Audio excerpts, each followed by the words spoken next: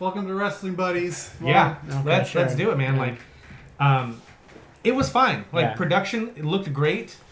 I actually really liked the set design. I like that it looks like they're using a full 20 by 20 ring and not some tiny 16 by 16 or 18 by 18 ring. The best match on the card, though, was, surprise, surprise, Cody versus Dustin. Of course, that was going to be the best match on the show. I don't even think Omega and Jericho was even memorable, to be honest with you. No, it wasn't. No. It wasn't. It was a good match. I think the New Japan matches were better, honestly. But yeah. But I New Japan match, I should say. There's stuff I liked about it, and stuff I really didn't like about it. And, being a Southern California guy and kind of knowing them a little, it was they've been on TNA before, but I was so happy to see Frankie and Daniels. Yeah, it's cool to see on that. the national scene again. I think their shtick is a little fucking corny. But it's the worst town I've ever been to. Yeah, it's like, I love it. Shut up. I don't know. It bothers me a little bit, but yeah, like Mike just said, the show was fine. I don't think it was revolutionary. I don't think it changed wrestling. I don't even think the presentation was that different. Like, for months, they're talking about how they want to be different than WWE, and it just seemed like they were trying to be WWE. So here's the thing. Like I said it while we were watching, it's leaps and bounds above Impact. Yeah, without a doubt. Everything. Production, presentation. Fucking Impact is down here. WWE is up here, production and presentation-wise. AEW is here. It's a lot closer to being on par with WWE than looking like what we always say about Impact, looking Bush League. Yeah, Bush. So yeah, there was some stuff I really liked the women's four-way. I thought it was a really good match. Yeah. I think Britt Baker is really, really talented, and she's really, really good. That's Dr. Britt Baker. Oh, excuse me, Dr. Britt Baker. But I'll say it here, because I said it to you. There was nothing about that match that was different or better than any of the women's stuff that WWE has been doing. There, in my opinion, Nothing. there was nothing on the show that was different or better other than we saw some blood. Which was too much. Yeah. Too fucking much. Because I never was one of those guys that was like, oh man, this feud needs blood. Like, no, it doesn't. Yeah. It's shitty. Like, I would rather them use fake blood if they're going to do it then. Because if it's literally just an aesthetic that you're clinging on to, then why does a guy have to go out there and intentionally hurt himself? Right. To give you an aesthetic that you think it needs. To me, it was so much that it was distracting from the story they told. And it just felt like that was going to be the one, like, see, this is how we're different. When's the last time you've seen this much blood on a WWE show? We call our championship a belt. That's something they're hanging their hat on. No, I know. It's fucking stupid. That is not going to move the needle at all. No.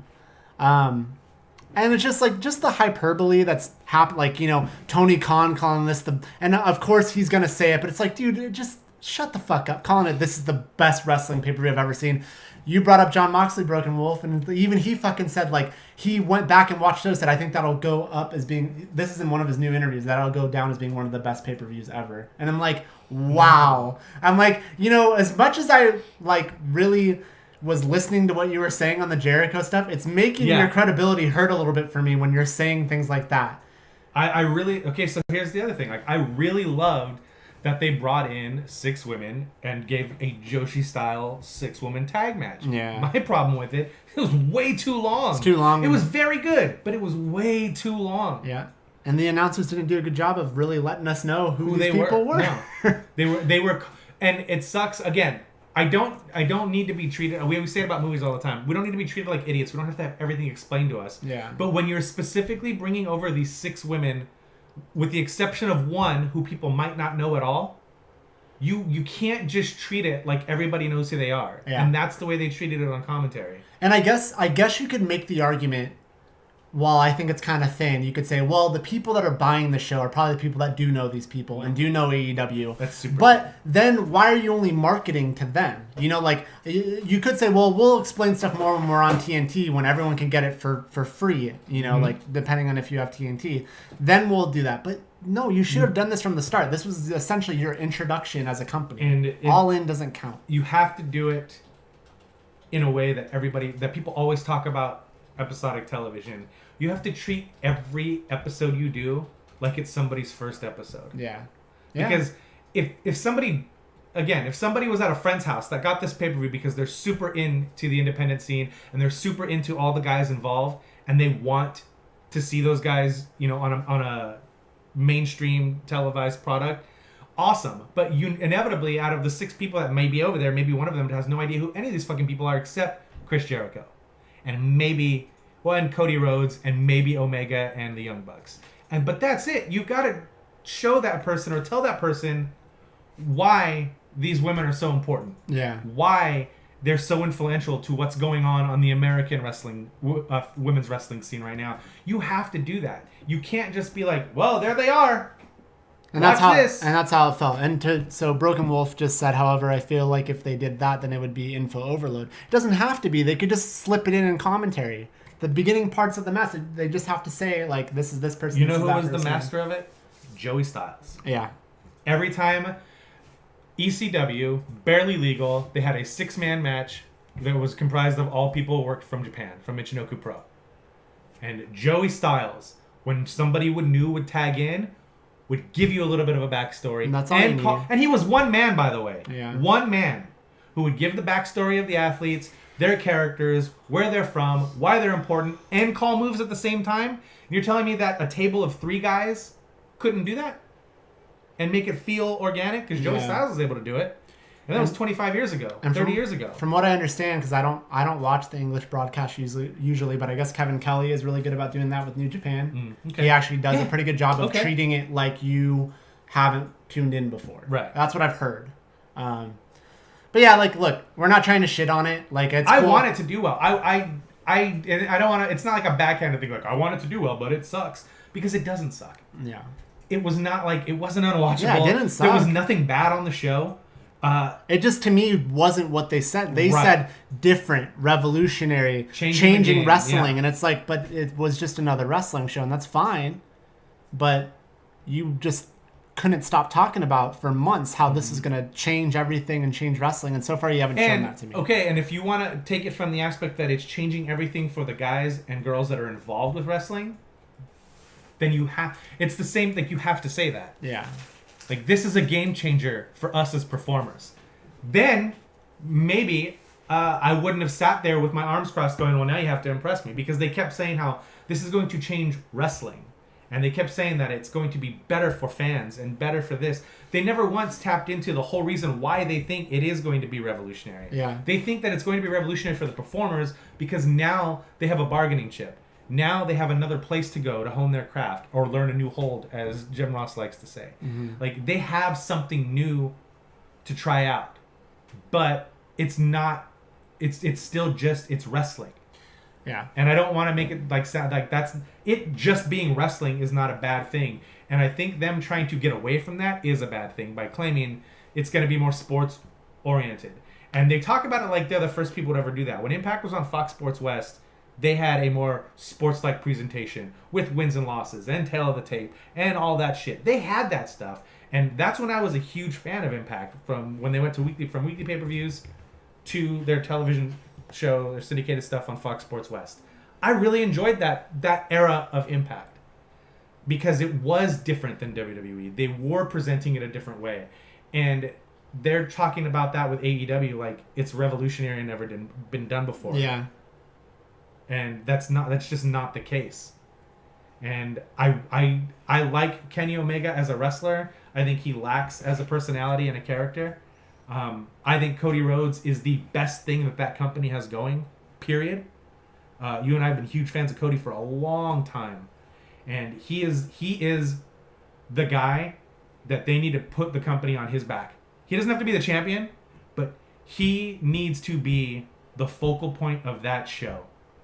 Because as much as you want to say like, oh, well, he does it this way because of WWE, when you see all of those guys, those 5 guys together, one of those guys stands out as a fucking star. Yeah. And it's Cody Rhodes.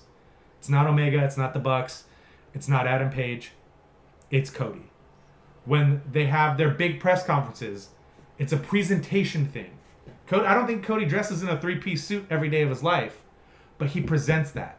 He did an interview with Chris Van Vliet that had nothing to do with AEW. They were down there for, they did like upfronts for TNT, and then so he was going to dress nice for that. But then he had downtime. But in that interview, he was in a fucking suit. Mm-hmm.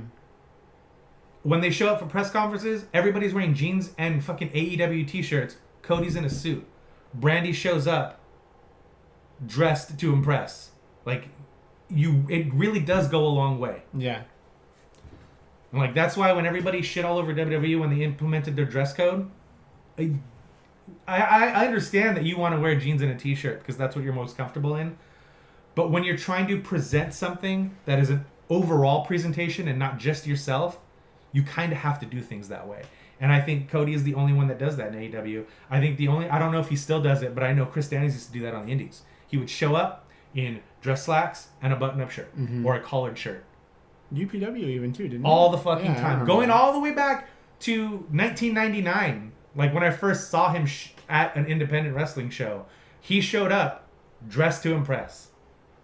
And got a lot of shit for it from people. But guess what? That dude is a fucking star. And if you put him and Cody, and I think Frankie does that now too, but if you put those guys that present themselves a certain way next to the guys that don't present themselves that way, you're automatically going to gravitate towards one group or the other. Yeah. And it's generally going to be the people that present themselves like fucking superstars. They always talk about, well, to be a wrestler, people have to see you walking through the airport and go, like, who is that? And for the longest time, it was always married to size and stature. But I don't think that's the case anymore. And it hasn't been the case for like 25 years. Mm-hmm. If you present yourself a certain way, if you walk through like you own the fucking place, people are going to be drawn to you, whether you're 6'10" or 5'10". Oh, definitely.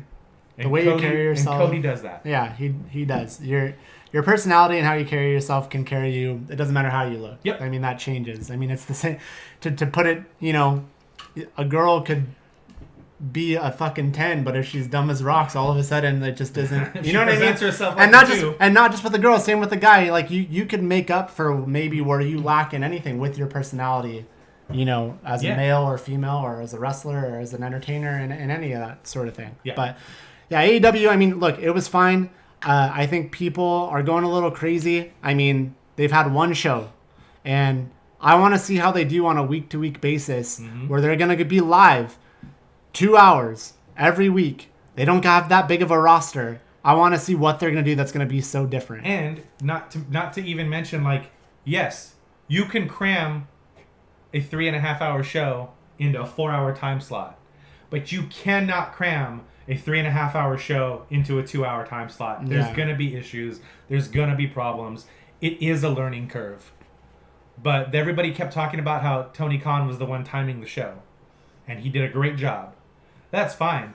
As far as I'm concerned, he didn't do a great job. Because the promo at the end of the buy-in on YouTube got cut off about a minute into it. Because they were over time already. Yeah, he fucked up. But they had enough time on the pay-per-view because they intentionally bought that much time. Mm-hmm. So they could have room to work with. Because the show went off like...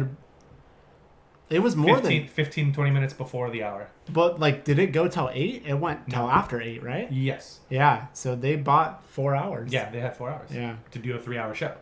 You're not going to have that luxury on TNT. No. People are going to have to hit their marks. They're going to have to hit their times. And there is no, okay, and then go out there and go over. You can't do that. Especially if this is a multi-million-dollar backed company. Right. With, sponsorship deals and things to lose if they don't hit their marks. Mm-hmm. Not to mention, I guarantee you their show on TNT is not going to be TV-14. You're not going to get blood on that show because their deal, the way it's done, is all based off advertising. Mm-hmm. And WWE went the direction that they did because they couldn't get any advertising. Yeah. Their deal is dependent on advertisers. So you're not going to see that kind of blood. You're not going to get this more adult product that I think people think that they're going to get. Maybe you'll get that on pay-per-views. Yeah. And if I'm wrong, I'll say that I'm wrong. But that's just my prediction. Because that's going to be their bread and butter for now. That's how their deal is set up, is based off advertising. So they have to put out something that advertisers are going to want to buy. Yeah. And advertisers don't want wrestling most of the time. Nope. And I'm surprised that TNT went back to wrestling. Yeah, same. The best two things on that show were the Battle Royal. Battle Royal was an awesome display of introducing characters and letting you know who they are without having to cram it down your throat. The highlights and were they really had 22 cool. guys in that match. How was it 5 at a time, coming out 5 at a time? That's what happened, right? I thought it was really cool. I think it's a cool concept that I don't think everybody should adopt. I think this should be theirs. Yeah. But I think this is definitely something that they need to... I don't want them to use it every fucking pay-per-view. But I'm sure they'll have an over budget battle royal at the next pay-per-view also, because that's kind of the way they get a bunch of guys on the show. And there's nothing wrong with that, even though the same people who love it will complain that WWE does it. Yeah. There's nothing wrong with that. You want guys to get on the show, you want guys to get a payday for being on pay-per-view, you want to help guys get exposed, then you do a fucking battle royal. Awesome. But I really liked the 5 at a time concept. I thought it was really, really cool. And with the whole Joker aspect of the last number 30 essentially, or whatever, number 25 or number 21, whatever it may be with them, gets special treatment because they drew that card. I think that's awesome. Yeah. It's a really cool concept. Yeah, the concept is cool. I just didn't see the whole thing. I think it's cool for them to have something that's theirs right out of the gate. Yeah. And Cody versus Dustin was match of the fucking night. Yeah. Story of the whole show. Even the video package that they put up before, man, God, so good. I know. So friggin' good. A lot of people love those. So yeah, we'll cut this out. Broken Wolf, I don't want to. Again, it sounds like you liked it a lot. No, I don't want you to think that we're talking down to you. We're just giving our opinions. Yeah. That's great that you liked it. I mean, I thought it was fine too. Like, I didn't think it was bad. I just don't think it's what people are saying it was. In my opinion, I think NXT's the last takeover was better than Double or Nothing, but that's just my opinion. I'm excited to watch the one tonight too. But just quick things that Broken Wolf said. Blood doesn't make the match I want wrestling. Great classic, easy flow wrestling. He also said, I figured this is something that we'll probably comment on. Wrestling that seems effortless that I know WWE guys can do, but WWE refuses to let them. Correction, Vince doesn't let them. I don't know if I agree with that totally. I think the wrestling in WWE is fine. I mean, maybe there's some restrictions that they put on some wrestlers that they don't get to do, but I don't think the problem with WWE right now is the work. No, I think it's the creative. Not. Yeah. That's just my opinion. I agree. It's not the work. Yeah. We've talked about this before, and I'll say it right here now. The WWE roster is the best roster in wrestling ever. Period. Full stop. I know a lot of people romanticize the Attitude Era. There was 5 to 7 guys during that era that could really fucking go and really draw you in storytelling wise. That's, I think right now, the majority of that WWE roster. And I still say, man, if they let 205 Live be what it was during the Cruiserweight Classic, that would be better than what AEW offered on Saturday. Yeah. I think NXT already does that. I think that the guys on the main roster could do that. And again, I don't think that more is better. I don't think longer matches are better. I don't think more moves and more near falls is better. I have always been a sucker for storytelling in matches and telling your story with your motions and actions. Not your cool promo you cut beforehand or your cool promo you cut after or the way you yell at the crowd. That's part of the storytelling aspect I love about wrestling. But the stuff I've always loved is in-ring storytelling. Right. Yeah. Definitely. There's a match that I think everybody needs to go out of their way to see. It's Roddy Piper versus Jack Briscoe. And it was on the Roddy Piper collection. And it's a TV match. And it's a 2-segment match for that television. It's NWA TV. And they work a headlock for the entirety of the first segment of the match. And not just because, hey, let's slow it down. But because they're telling the story that Jack Briscoe is a far better wrestler than Roddy Piper. And the only way Roddy Piper can overcome Jack Briscoe is by being underhanded. Yeah. That's the story they tell. And they told a great story during the Rhodes Brothers match. And it harkened back to that style. It's kind of a lost art in wrestling. Yeah. Yeah. For sure. And again, it is because they don't get the opportunities to go out there and tell those stories like they on the main roster, on Raw and SmackDown, like they do in an NXT. Or even they always give the main event of 205 Live 20-25 minutes and let them tell that story. And that's why, the thing I was most excited about WrestleMania a couple years ago was Mustafa Ali versus Cedric Alexander, because they had been in the main event picture on 205 Live and were able to tell stories in the ring. And I think that Cedric Alexander is one of those guys in WWE that if they let loose, not in an athletic standpoint, but if they let loose in a creative standpoint, he would be top of the card. Daniel Bryan style, smaller guy, underdog, work from the ground up kind of guy. And I think if and when Johnny Gargano ends up on Raw or SmackDown, if they let Johnny Gargano be Johnny Gargano, it'll take some time to build back up. But he's another guy that can be main eventing WrestleManias. Yeah. Cedric that's how I feel about Cedric, and I feel like they're sleeping on Cedric. I think so too. He hasn't even really been on TV, right? Yeah, they moved him to SmackDown. He's on the main roster now, but they haven't done anything with him. Oh man, I'm so happy for Tyler Breeze to resurrect his career. I'm so excited for that match tonight because I know how good Tyler Breeze is. Yeah. Anyways, okay, we should probably his favorite match or Broken Wolf's favorite match was Lucha Bros and Young Bucks on that show. Okay. So. Gotcha. Yeah. I mean, it was good. Like I understand why some people like that, but you know, totally it's just a lot of spotty. A lot of stuff. Yeah. A lot of stuff. And I know that they were also trying to do something specific because their time got cut. Yeah. At All In Chicago last year. But yeah, man, there was just so much like kicking out of Canadian destroyers off the top rope is fucking not cool. Yeah. Not cool. And NXT is guilty of that shit too. So I'm complain about it every special. Yeah. With NXT. But all right, we should wrap this up because we've already had a length full of a show. So Rick, you should come on back, dude. Over. Like it's all good. You guys talk. I know, but you have to edit this show, so. 1 second. But yeah, I'm excited to see where AEW goes. Yeah. I don't mind the internet style of storytelling. I think having that show, like the Road to Double or Nothing, I thought was great because it told you stories that weekly TV would tell you. Right. And they're doing it again with Fyter Fest. That's at the end of this month. Yeah. They're doing a build up to that too. So yeah. Then they got All Out in August, and then the show starts. I don't know when the actual show starts. I thought it was September, but now I feel like it's like October, November. I hope it's sooner than later, man. Because I just want I'm tired. Like I just wanted to get started, so we could just start having something more tangible to talk about. Because right now conversations about it. Right now everyone's just AEW is gonna murder WWE, and it's just like all right, I'm done. WWE has its problems. Yeah, for sure. 100%. I mean, I like them. I'm biased towards them. I don't love their product right now. I think they need to change a lot of stuff. I wish they would get more.